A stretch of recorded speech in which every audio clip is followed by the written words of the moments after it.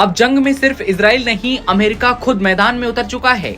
Iran के खिलाफ अब धमाके और ज्यादा खतरनाक हो गए हैं। अमेरिका ने ईरान के 3 सबसे अहम परमाणु ठिकानों फोर्डो, नतांज और इस्फहान पर हमला किया है।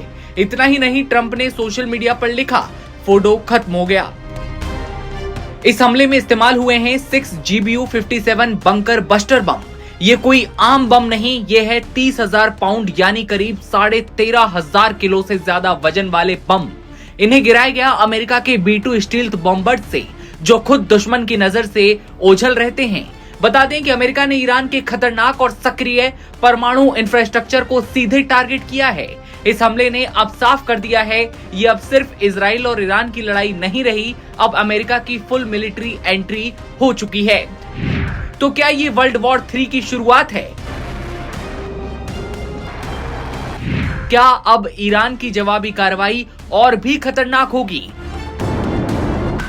इस बारे में आगे बात करेंगे, लेकिन बता दें कि GBU-57 को परमाणु बमों के बाद दुनिया के सबसे खतरनाक बम माना जाता है। ईरान के फोर्डो परमाणु ठिकाने के बारे में कहा जाता है कि वो पहाड़ी क्षेत्र में बना है और वो करीब 90 मीटर धरती के अंदर है। वहीं इस हमले से कुछ ही घंटे पहले इजराइल ने भी ईरान के एक अनुसंधान केंद्र पर हमला किया था, जिसमें 3 वरिष्ठ ईरानी सैन्य अधिकारी मारे गए थे। अमेरिका के हमले को अब इस बढ़ते क्षेत्रीय युद्ध में उसकी सीधी एंट्री के तौर पर देखा जा रहा है। ट्रंप ने ईरान पर जो बम गिराया, वो बम 30,000 पाउंड लगभग 13,600 किलोग्राम वजनी बम है, जिसे खासतौर पर अत्यधिक सुरक्षित ठिकानों और भूमिगत परमाणु ठिकानों को नेस्तनाबूद करने के लिए बनाया गया है। और वही किया अमेरिका ने ईरान के परमाणु ठिकानों पर इस बम को गिराया। इसे अमेरिका के B-2 स्पिरिट स्टील्थ बॉम्बर से गिराया जाता है, ताकि रडार सिस्टम इसे पकड़ ही ना सके और बम सटीकता के साथ अपने गहरे लक्ष्य तक पहुंच जाए। इस बम की सबसे खास बात ये कि इसकी गहराई तक घुसने की क्षमता है। कहा जाता है कि करीब धरती के 60 मीटर तक घुस सकता है और फिर अंदर विस्फोट करता है, जिससे कंक्रीट से सुरक्षित बंकर तक उड़ जाते हैं। परखच्चे पूरी तरह से उड़ते हुए दिखाई देते हैं।